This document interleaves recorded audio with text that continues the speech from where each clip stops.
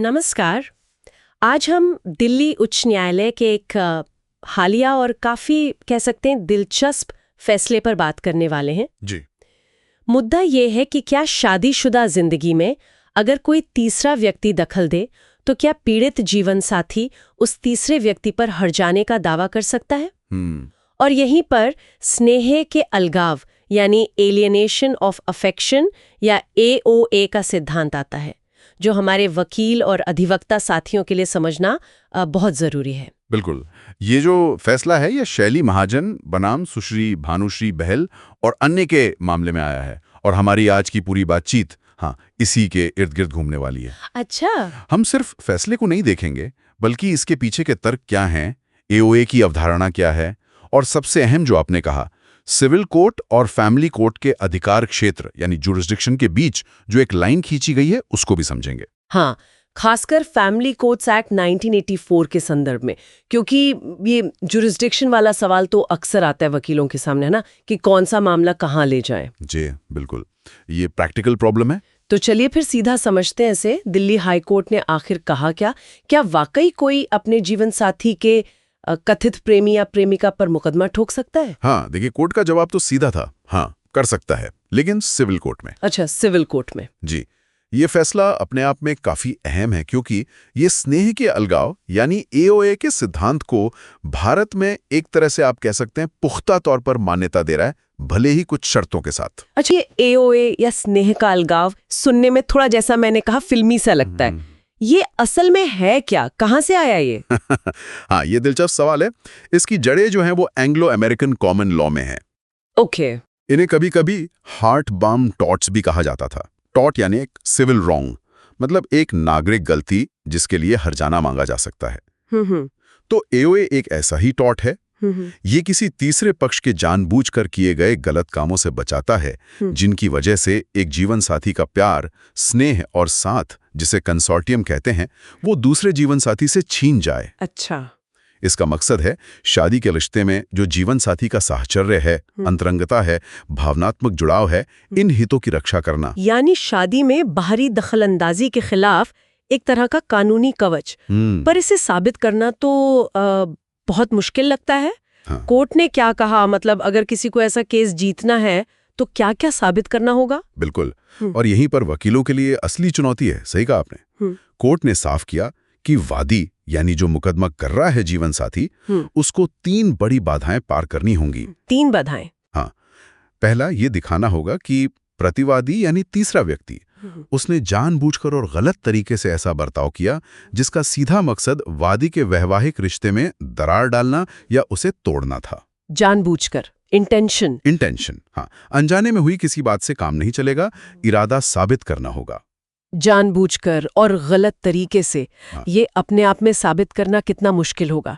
खैर, और दूसरी बाधा है कॉजेशन यानी कारण कार्य संबंध स्थापित करना। मतलब लिंक। हाँ, लिंक। ये साबित करना कि प्रतिवादी के उसी गलत बर्ताव की वजह से ही जीवन साथी का स्नेह कम हुआ या रिश्ता टूटा।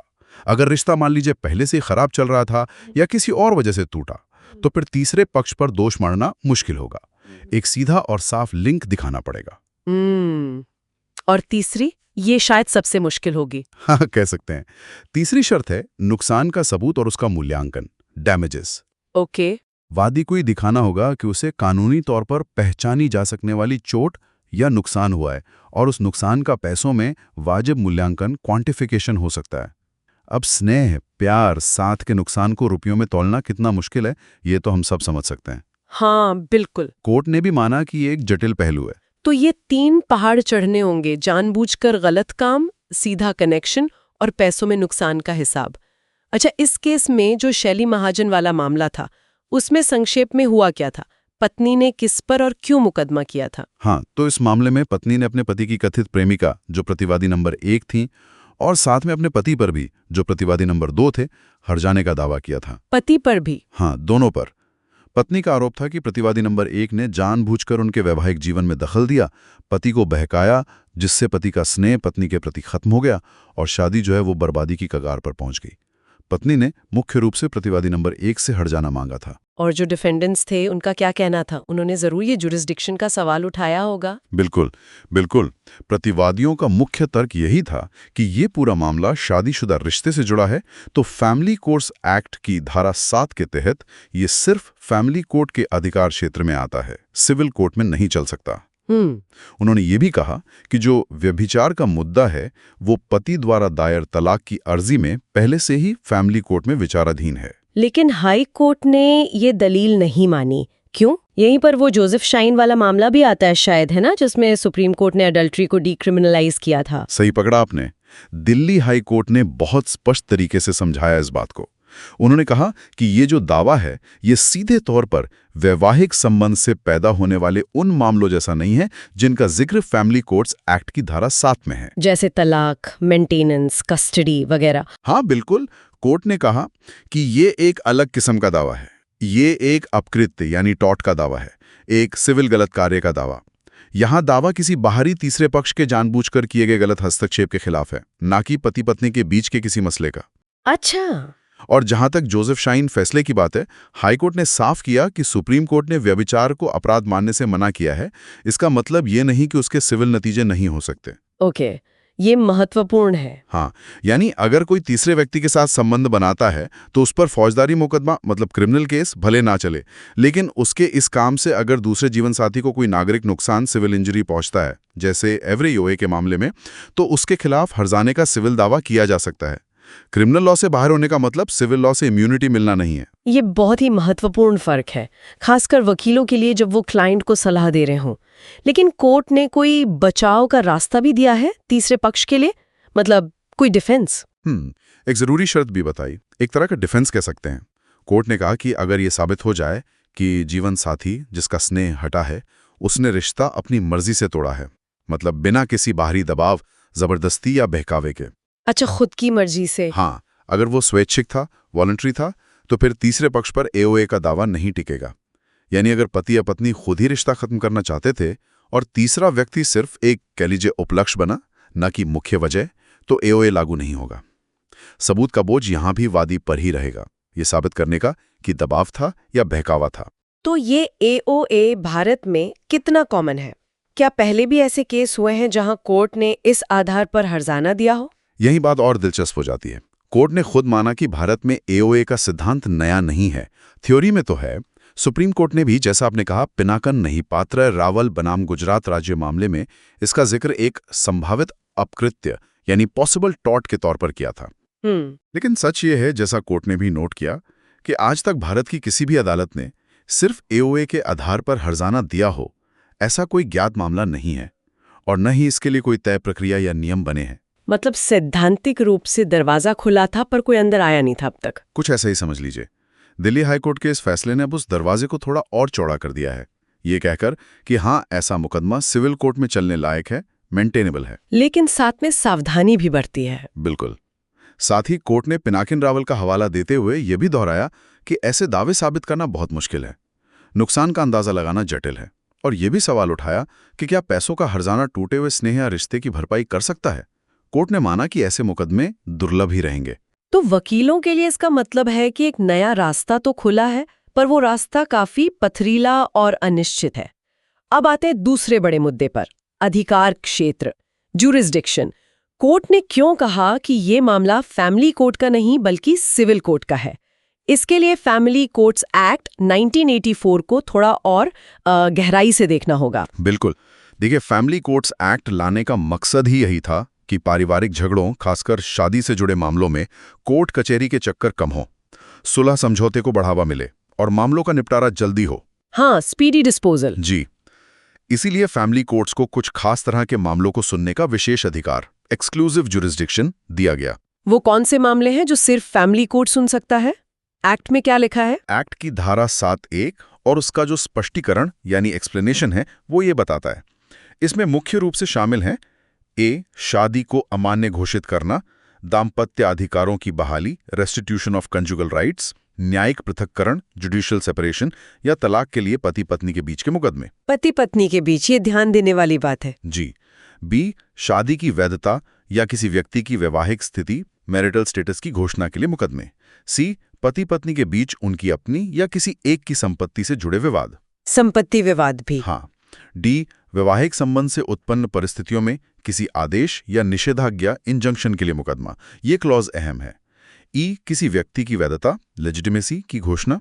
एफ, भरण पोषण यानी मेंटेनेंस। और जी, बच्चों की कस्टडी या उनसे मिलने के अधिकार यानी विजिटेशन राइट से जुड़े मुकदमे। तो ज्यादातर मामले साफ तौर पर पति पत्नी के बीच के हैं, लेकिन वो क्लॉज डी, वैवाहिक संबंध से उत्पन्न परिस्थितियों में आदेश, बचाव पक्ष ने इसी का सहारा लिया होगा ना? हाँ, मुख्य रूप से इसी का।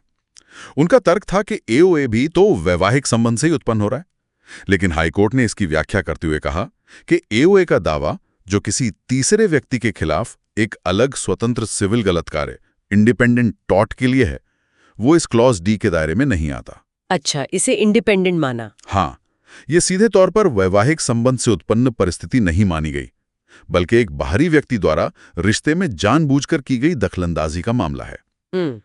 अगर हम बड़ी तस्वीर देखें तो फैमिली कोर्ट्स का डिजाइन मुख्य रूप से परिवार के अंदरूनी झगड़ों को सुलझाने के लिए है। पति पत्नी के बीच के विवाद, उनकी स्थिति, उनकी संपत्ति, उनके बच्चों से जुड़े मामले। एओए का दावा इस दायरे से बाहर है, क्योंकि यह परिवार के बाहर के व्यक्ति के खिलाफ है, उसके गलत काम के लिए। और धारा 8 भी तो है एक्ट की। जी, धारा 8 भी वही कहती है कि जहां फैमिली कोर्ट का क्षेत्राधिकार है, वहां सिविल कोर्ट का नहीं होगा। इसे कहते हैं बार ऑफ जुरिस्डिक्शन। लेकिन क्योंकि हाईकोर्ट ने माना कि एओए फैमिली कोर्ट के दायरे में यानी धारा 7 में नहीं आता, इसलिए धारा 8 का बार सिविल कोर्ट पर लागू नहीं होता। तो सिविल कोर्ट का दरवाजा खुला है। और फैमिली कोर्ट और सिविल कोर्ट के काम करने के तरीके में भी तो काफी फर्क है ना? जो वकीलों को अपनी रणनीति बनाते समय ध्यान में रखना होगा। बहुत बड़ा फर्क है। ये प्रैक्टिकल लिहाज से बहुत जरूरी है समझना। फैमिली कोर्ट्स एक्ट में कई ऐसी बातें हैं जो इसे सामान्य सिविल कोर्ट से अलग बनाती हैं। पहला, सुलह पर जोर। धारा 9 कहती है कि फैमिली कोर्ट का पहला प्रयास हमेशा सुलह करवाने का होगा। हाँ, काउंसलर्स वगैरह होते हैं। जी। दूसरा, वकील का सीमित अधिकार। धारा 13 कहती है कि पार्टियों को वकील रखने का पूर्ण अधिकार नहीं है। हालांकि कोर्ट चाहे तो एमिकस क्यूरी नियुक्त कर सकता है या विशेष परिस्थितियों में इजाजत दे सकता है। सिविल कोर्ट में तो वकील जरूरी है आमतौर पर। बिल्कुल। तीसरा, बंद कमरे में सुनवाई। धारा 11 के तहत फैमिली कोर्ट में कार्यवाही अक्सर बंद कमरे में इन कैमरा होती है ताकि प्रिवेसी बनी रहे। सिविल कोर्ट में आमतौर पर ओपन कोर्ट हियरिंग होती है। और चौथा, सबूतों के नियम। हाँ, ये भी बड़ा फर्क है। धारा 14 के मुताबिक फैमिली कोर्ट भारतीय साक्ष्य अधिनियम के सख्त नियमों से बंधा नहीं है। वो विवाद सुलझाने के लिए कोई भी रिपोर्ट, बयान या दस्तावेज स्वीकार कर सकता है जो उसे ठीक लगे। सिविल कोर्ट में तो सीपीसी और एविडेंस एक्ट के तहत सख्त नियम लागू होते हैं। तो एओए का केस सिविल कोर्ट में जाने का मतलब है पूरी तरह से एडवर्सेरियल प्रक्रिया होगी, वकीलों की पूरी भूमिका होगी, सबूत के कड़े नियम लागू होंगे और खुली अदालत में सुनवाई होगी। ये फैमिली कोर्ट के माहौल से एकदम अलग है। एकदम। इस फैसले ने फैमिली कोर्ट्स एक्ट की धारा 7 और 8 की सीमाओं को काफी हद तक स्पष्ट कर दिया है, खासकर जब मामला किसी तीसरे पक्ष के खिलाफ स्वतंत्र टॉर्ट का हो। ये साफ करता है कि वैवाहिक संबंध से उत्पन्न इस वाक्यांश की व्याख्या सीमित है और इसमें हर वो चीज शामिल नहीं है जो दूर से भी शादी से जुड़ी हो। ये कानूनी रणनीति के लिहाज से बहुत अहम है। अब वकीलों को पता है कि अगर उनके क्लाइंट के पास एओए का मजबूत मामला बनता दिख रहा है तो उन्हें सिविल कोर्ट का रुख करना होगा, फैमिली कोर्ट का नहीं। ये वाकई एक महत्वपूर्ण सवाल उठाता है कि भविष्य में वैवाहिक संबंध से उत्पन्न इस वाक्यांश की व्याख्या और कैसे होगी, खासकर जब तीसरे पक्ष शामिल हों। खैर, तो चलिए अब तक की जो हमारी बातचीत हुई है उसे समेटते हैं। हमारे वकील और अधिवक्ता श्रोताओं के लिए मुख्य बातें, मुख्य टेकअवेज क्या हैं? देखिए, मेरे हिसाब से कुछ मुख्य निष्कर्ष हैं जिन्हें ध्यान में रखना चाहिए। पहला, दिल्ली हाईकोर्ट ने यह माना है कि स्नेह के अलगाव यानी एओए के लिए तीसरे पक्ष पर हर्जाने का मुकदमा भारत में सिविल कोर्ट में दायर किया जा सकता है। ये मेंटेनेबल है। ठीक है। दूसरा, ये दावा फैमिली कोर्ट के विशेष क्षेत्राधिकार में नहीं आता। क्यों? क्योंकि ये फैमिली कोर्ट्स एक्ट की धारा 7 में बताए गए मामलों, खासकर क्लॉज डी के दायरे से बाहर है। ये एक स्वतंत्र अपकृत्य, एक इंडिपेंडेंट टॉर्ट है। तीसरा, जोसेफ शाइन मामले में व्यभिचार को अपराध न मानने के बावजूद एओए जैसे सिविल दावे किए जा सकते हैं। क्रिमिनल ऑफेंस न होना सिविल लायबिलिटी को खत्म नहीं करता। बिल्कुल। चौथा, एओए भारत में सैद्धांतिक रूप से मान्य तो है, पर यह एक अविकसित टॉर्ट है। इसे साबित करने का बोझ, बर्डन ऑफ प्रूफ बहुत ज्यादा है। वादी को जानबूझकर गलत आचरण, सीधा कारण कार्य संबंध यानी कॉजेशन और मात्रात्मक नुकसान यानी क्वांटिफाइबल डैमेजेस, इन तीनों को साबित करना होगा, जो कि आसान नहीं है। जी बिल्कुल नहीं। और पांचवा, सिविल कोर्ट में मुकदमा चलने का मतलब है कि सीपीसी और एविडेंस एक्ट के तहत पूरी कानूनी प्रक्रिया का पालन करना होगा, जो फैमिली कोर्ट की थोड़ी अनौपचारिक प्रक्रिया से काफी अलग और ज्यादा सख्त है। तो संक्षिप्त में कहें तो दरवाजा खुला है पर रास्ता मुश्किल है। क्लाइंट को सलाह देते समय वकीलों को इन सब बातों का ध्यान रखना होगा। सबूत इकट्ठा करने की चुनौती, मुकदमे का खर्च और समय, और हर्जाना मिलने की जो अनिश्चितता है वो भी। बिल्कुल। कानूनी तौर पर मुकदमा चलने लायक होना यानी लीगली मेंटेनेबल होना एक बात है, और व्यावहारिक रूप से उसे सफलतापूर्वक अंजाम तक पहुंचाना वो बिल्कुल दूसरी बात है। और यहीं पर हमारे सुनने वाले वकील और अधिवक्ता साथियों के लिए एक सोचने वाली बात हम छोड़ जाते हैं। हाँ, सवाल यह है कि स्नेह के अलगाव को साबित करने में जो इतनी कठिनाइयां हैं, कारण कार्य संबंध स्थापित करना, भावनात्मक नुकसान को पैसों में तौलना मुश्किल है, और जैसा कि कोर्ट ने खुद माना है कि भारत में ऐसी राहत देने की कोई स्थापित प्रक्रिया या मिसाल यानी प्रेसिडेंट नहीं है, उसे देखते हुए ये एओए के मुकदमे असल में कितने कामयाब हो पाएंगे, कितने प्रैक्टिकल हैं, क्या ये फैसला सचमुच ऐसे मुकदमों की झड़ी लगा देगा, या फिर सबूत का भारी बोझ और प्रक्रियात्मक अनिश्चितता इसे कानूनी किताबों तक ही ज्यादातर सीमित रखेगी। ये वो सवाल है जिसका जवाब शायद आने वाला वक्त और अदालती फैसले ही देंगे। बिल्कुल, एक गहरा विचारणीय प्रश्न है ये। इसी के साथ आज की यह गहन चर्चा यहीं समाप्त होती है। हमारे साथ जुड़ने के लिए धन्यवाद। धन्यवाद।